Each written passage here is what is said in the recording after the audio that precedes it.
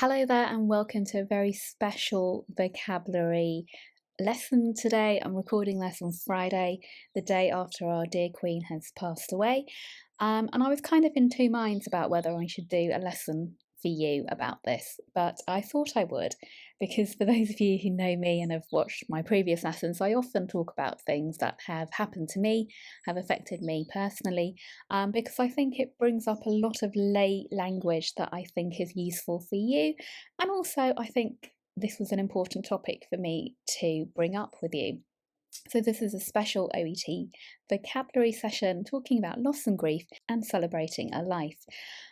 Because there are going to be times when you, as a healthcare professional, have to talk to patients who've experienced a loss.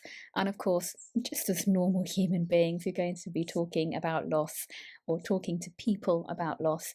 So I think just going through some vocabulary together might be useful. And the first one I thought I would tell you or remind you about really is RIP, which is rest in peace. And it's a way that we can pay our respects and honour someone who has passed, who has died. And it's a religious reference, but also just a reference of honour that we say rest in peace. May they have a comfortable afterlife, if you like, and it's something that we honour people with.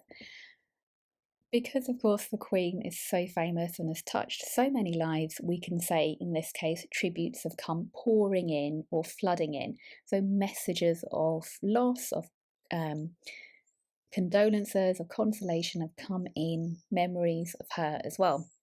And I can say that the UK is in shock. We are a nation in mourning at the moment, and it's something that has touched us personally. So even though most of us never knew the Queen, I've never met her, we are still touched by it. We all feel as though we knew her. She was part of our lives, and this is a seismic event, as actually any loss generally is. And by seismic, it's kind of like an earthquake. It changes things. It's a huge event that shakes you. Because for us, the Queen was our rock, our constant. And this is something that can be said for many people who have been there, who have always been there, who have been solid for us. She was a grandmother figure for many of us. And it's hard to get our heads around it. So, yes, we were expecting it. She's 96. She was 96. But it's still hard to process this information that she's gone. It's hard to get our heads around it. It's hard to take it in. So our brains know what's happened, but it's still hard for us. We're still working through this whole process. And me personally, I had quite a fitful night's sleep. I couldn't settle, so I kept sleeping and then waking up, which isn't normal for me. And I didn't feel comfortable. And I think for a lot of people, an event like this is going to bring up or bring back memories of their own loss. And it will trigger grief. It will cause them to feel sad and loss and grief again. And grief can hit you when you least expect it. So it comes, it hits you. You don't think it's there, but it is there. And the important thing is to acknowledge that it's okay not to be okay. It's absolutely fine. We are only human. I've had friends who burst into tears yesterday. I felt quite cheery myself. And it's fine. It's normal. We are all touched by events like this. And I think it's important that we talk about it. We don't bottle things up. We don't keep it to ourselves and worry about it. But we try and talk.